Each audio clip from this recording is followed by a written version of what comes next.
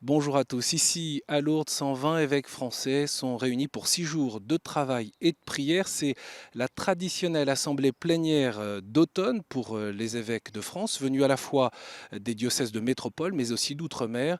Ce matin, d'ailleurs, dans les questions d'actualité, les évêques de Martinique et de Guadeloupe ont pu faire un état des lieux de la situation après le passage des ouragans. L'assemblée s'est ouverte ce vendredi matin avec le discours du président de la conférence des évêques de France, Monseigneur Pontier, qui a mis l'accent sur la contribution, la participation des catholiques au projet commun de société, un projet si difficile à trouver dans notre pays. Certains, dit-il, nous refusent le droit de participer à ce débat, convaincus que la place des religions doit rester dans les limites closes des maisons et des célébrations cultuelles. Monseigneur Pontier s'est inscrit en faux. C'est notre joie de voir les chrétiens refuser le repli sur soi et avoir le souci du bien de tous. C'est ce qu'il a déclaré devant les évêques de France réunis.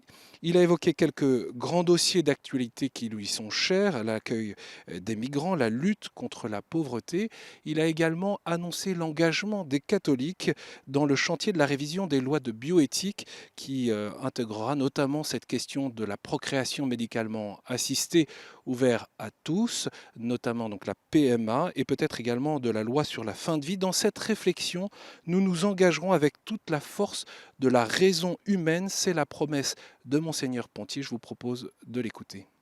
Nous voulons rappeler que la dignité de la personne humaine, de sa conception à sa mort naturelle, est inaliénable. L'enfant est un don et non un bien qu'on pourrait acheter et s'offrir à tout prix.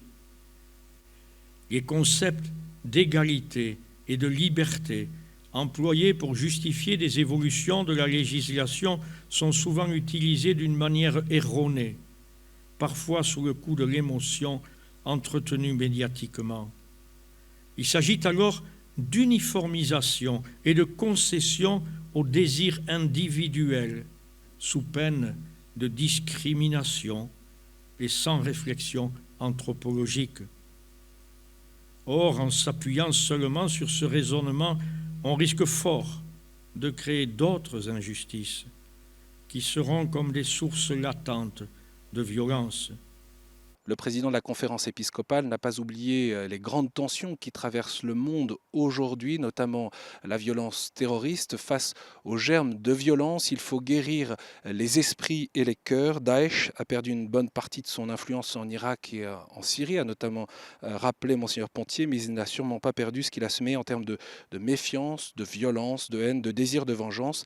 Les évêques de France ici à Lourdes écouteront notamment le témoignage de Monseigneur Mirkis, qui est archevêque de Kirkouk en Irak et qui est donc confronté à cette phase de l'après-guerre contre Daesh et aux tensions autour du Kurdistan.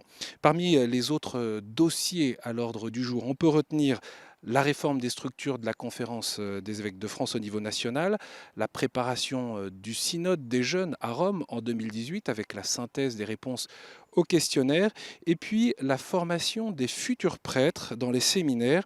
La France doit mettre à jour et doit mettre en œuvre les nouvelles orientations de 2016 souhaitées par Rome. Il y a eu cet après-midi une entrée en matière avec un état des lieux, une baisse de 30% du nombre de séminaristes depuis l'an 2000 et puis quelques chiffres autour des 32 séminaires et maisons de formation en France. Les évêques ont travaillé cette question en forum. Nous y reviendrons dans un prochain flash. Bien sûr, vous pouvez retrouver l'intégralité du discours de Monseigneur Pontier sur le site web de KTO, ktotv.com. À bientôt donc pour un prochain point ici depuis Lourdes et cette assemblée plénière des évêques de France.